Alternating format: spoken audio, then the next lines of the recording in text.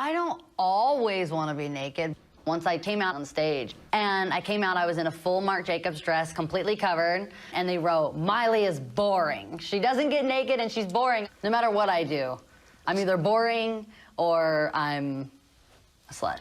I think there's some sort of continuity in my personality also of, I always say, I want people to see me be the same at the airport or a gas station as they would on stage. Because I think there's always, for entertainers, there's these two separate lives, two separate people, and I only want to be really one person. But what I was kind of talking about last night is, you heard, as that can be the same person.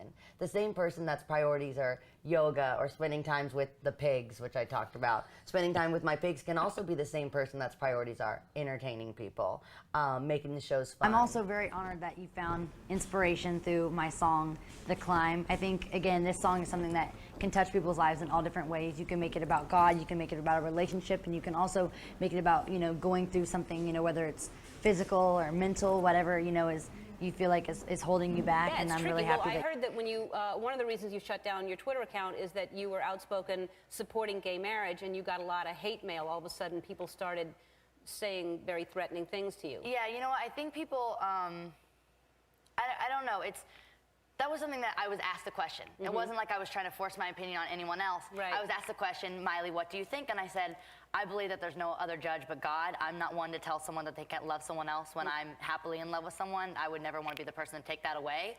So that's what I believed, and then I got people hating me for believing in love. And that seems very interesting, that someone could be hated because you want someone else to love another person. It just seems very twisted to me. So I was just like, you know, I guess it's better to keep your opinions to yourself, but I never regret what I say, I guess, when I speak my opinion, because if I'm asked, I will tell you. I'm not one to be like, I don't know, because I want to please everyone. And you can't please everyone. And I'm sure what I'm saying now won't please everybody, but that's what I think, and that's what I feel. I've never thought of myself as, I'm a girl and so I can't do this, or I can do this, or you've got to be a boy to do that. I've never thought about that. I feel completely like I'm not tied to a gender or to an age. I feel, you know, like an infinite cosmic thing, and that's what I want people to feel. That feeling inspiring her to launch a foundation committed to helping homeless young people in the United States. 40% of homelessness is really focused on it because I think of the lack of acceptance, and especially alienating people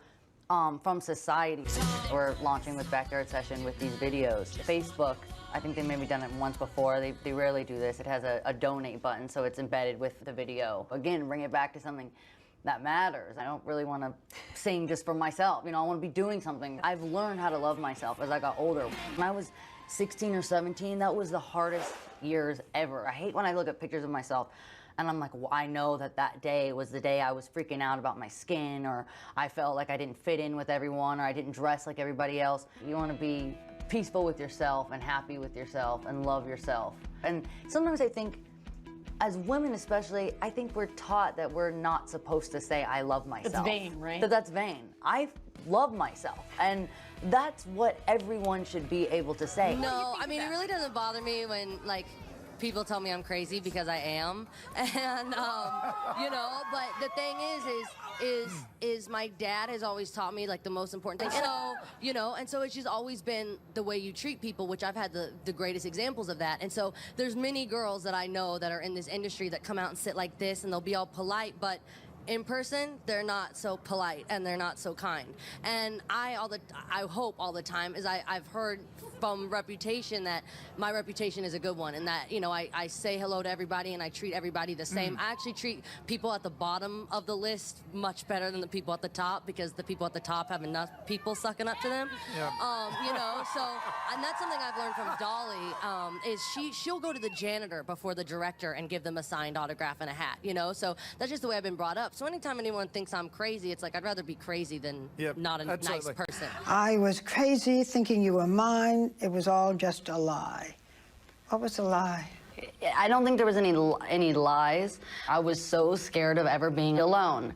And I think conquering that fear this year was actually bigger than any other transition that I had this entire year. I don't ever want to have to need someone again where you feel like without them you can't be yourself. Twitter, you wrote, I'm not sorry.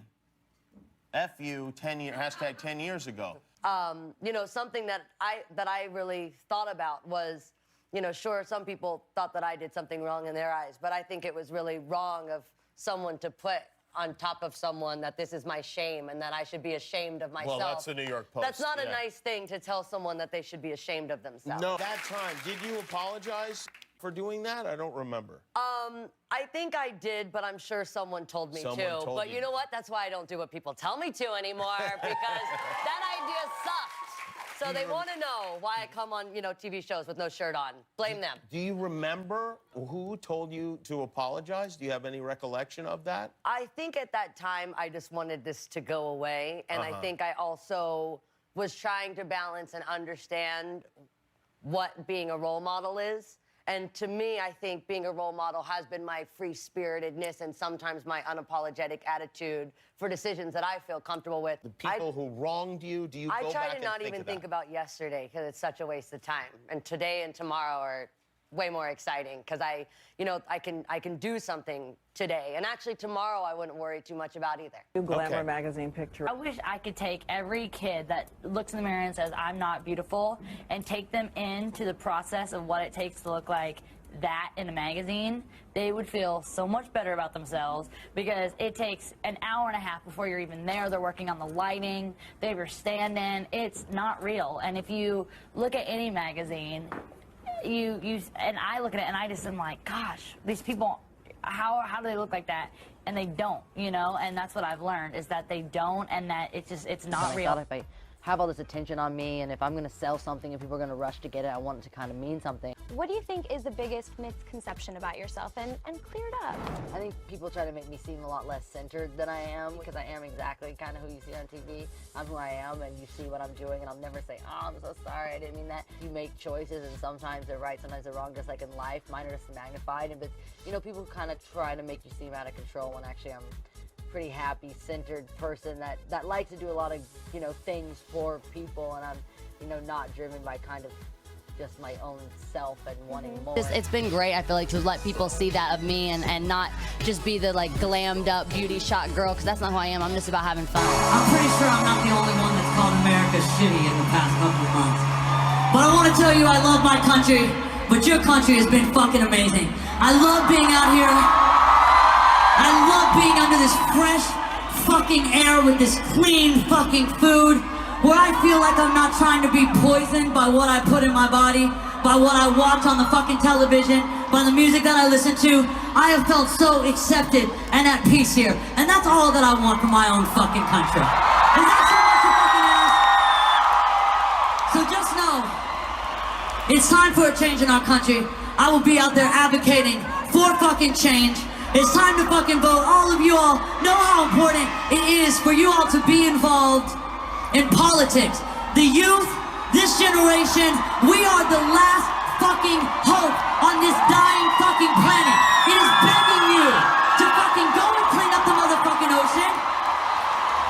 I don't like that there's more fucking trash in the water than living fucking animals that deserve to be there, that have nowhere else to go. And by the fucking way, we don't have anywhere to fucking go either. There's no planet B, so don't fuck it up. I fucking love you guys. Good night, everybody. Thank you. All the time, and I apologize. Let's go for it. You know, I have a 23-year-old daughter. What does your dad say when he turns on the TV and he's like? My dad doesn't know how to turn on the TV. That's He doesn't. a good thing. He's a caveman. No, my dad, you know what? It's actually, my dad's cool because, you know, I'm sure he'd maybe rather me not have my tits out all the time, but he'd rather me have my tits out and be a good person than have a shirt on and be a bitch. Which, and I like to say, you know, I see a lot of people with their clothes on and they're kind of, and I don't know if it's the clothes that turns you into an. He is, yeah. Yeah, like, it's probably when you've got your tits out, you can't really be an. You know, it's like, people are already judging you, so it's like, you know, you gotta, like, it's just, you know, it's just, I feel better this way. Me and my mom were talking about this the other day, because I was just saying, you know, I was like, oh, he wouldn't like me. And she was saying, you're the biggest star in the world. I'm like, yeah, but that's not why I want people to like me. I've got a really bomb fan base, and the Smilers, they're the ones that they're the ones that are getting it to be 33 million views. And my whole thing is haters are gonna hate, but the haters are also gonna click on your YouTube video to watch it. So I don't really care. You helped me break the record, even if you were watching just to hate on me. And now I hold a record, so I win. So my favorite part about life is that every single one of us have our own. So that's why it's fucking crazy when people try to tell you what the fuck to do with it. Cause it's like, yo, motherfucker, you got your own fucking life. Why don't you deal with all that shit? Do you find it hard that people look up to you so much? You find it kind of like, is a pressure, or are you fine? I never do, because, you know, at the end of the day, like, I really just believe in whatever you wear is doesn't really matter. It's about how you really treat people. And I treat people good behind closed doors when all the cameras are on and the cameras aren't watching. And so what I do when the cameras are on is purely like for entertainment. Yeah. You know, it's about how you are. I'm an entertainer, so that's what I'm supposed to do. And then whenever it's more important to be a cool person that's just chill and easy to work with and happy to be there. I have the easiest job of anyone around me, so it's just, you know. The humans aren't afraid of the human breast. It's the nipple that's the issue. That I'm always so concerned. Like, I'm showing my boobs and no one has a problem, but the nipples are covered, so somehow that's okay. So America's actually fine with tits. It's nipples they don't like. You're right, Emily. Which is what you have. I do have Which is them. insane, because the nipple, what you can't show, everyone has. But the jug part that everyone doesn't, you're allowed to show under boob. I've never understood the way that works. I don't it feels know. like it's sliding. I think I need To be honest, as a little girl, it was not a dream of mine to be a face of a lipstick, but it was a dream of mine to change the world. So thank you very much. And as John Lennon once said, I use this quote way too often, but he said that a dream we dream alone is only a dream, but a dream we dream together is reality. So thank you for making this a reality for me. My mom and dad, mostly my dad, and I think this is the first time we've actually hung out of the house in maybe 15 years. So you look handsome. I'm happy to have you here. And I just want to tell you how much I love you. And I'm going to fucking cry like a loser. I just want to tell my parents I hope that this makes them proud and somehow makes up for all the shit that I do all the time. You are two of the most selfless people. And you have taught me and all my siblings how important it is to be there for those who need us. And how important it is to care about other people in their lives. So thank you for making me say that. And people say that they don't choose their family, but I choose my family every time. And I think that even if you weren't my mom and dad, I'd hope we'd still be in the room together looking for a cure. So thank you very much. Oh my goodness. I think what I'd give to even 16-year-olds today, which is like I said, less is more, chill. I think when you're younger, you try to make yourself look older, and everyone tries to tell you you're going to regret it as you get older. And then I wear, I think, less makeup now as 22 than I did maybe when I was 15 or 16. I saw an Instagram picture that you posted of you when Myself you were 17, back in the day, and you now were like, this is me then and this is me now. Yeah, less and I is more. literally wear less. I had extensions and was like always feeling like I had to be in high heels and my makeup done. And that's what I warn girls about Instagram now is a lot of girls are chasing girls that don't exist. They're like chasing reality that isn't real because people get a fine tune and they always have their, you know, going out as like a fashion show, and that's just not reality. And I think what I kind of try to remind girls is that isn't reality. Exactly. I'm a real human that's real, and I have zits, and I, you know, whatever, sorry. You know, whatever it is. There's all kinds, people are humans, and people forget that even the people on Instagram are human, and they're not all what they seem to be through a picture, you Honestly, sometimes when you look at Instagram or Twitter and you see girls, you're like, why don't I look that way? Or you see people that are 15 that look prettier, like, and done than you, and you're like, you know, it feels so crazy, and what people have made, it's always been this way, especially for girls. I think of the formula of what's supposed to be pretty and what a woman is supposed to be has always been something that I think that I accepted more when I was younger. And now that I'm older, I'm like, forget that. Like, I don't want to be like that. I just want to let you know, in many ways, this show has changed my life drastically. A lot of hard work, a lot of dedication, and a lot of sacrifice. And both of my parents who are side stage right now, both of them has taught me that's the only way that anything is ever going to happen for you. My dad had an amazing analogy for me. He said, go sit on a bicycle and go to the very top of the hill and watch how fast you go downhill, and it's going to be easy. Now do the same thing. Sit on that bicycle and go uphill. It's not going to do it for you. You're going to have to work your ass off, and you're going to feel it the next day. But but it's gonna be worth it because you did something. You did something that you thought you couldn't do. And that is what I'm doing here tonight. As magical of a moment, you guys get to see some of your favorite bands. I was watching the Killers from at home last night, which they rock, so it scared the shit out of me. But you know what? I ask, you know, the universe every day, give me something that scares the out of me, and then I'm gonna do it. So today, that's and happy hippies, we adjust and we accept everyone who they are. And so, Donald Trump, I accept you. And this hurts to say, but I even accept you as the president of the United States, and that's fine. That's fine, because I think now I want to be a hopeful hippie, and I want to be hopeful that you will step into, and President Obama, Mr. Obama, I want to say thank you for everything you've done in these past years.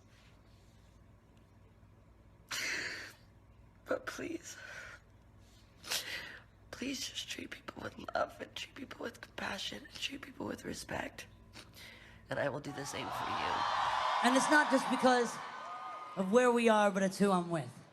As long as I'm with you guys and you guys are loving the music and singing along, that's my peace, that's my bliss, that's my purpose. Thank you guys. Nice! Good night, everybody! Thank you for having me. I've lost my fucking mind!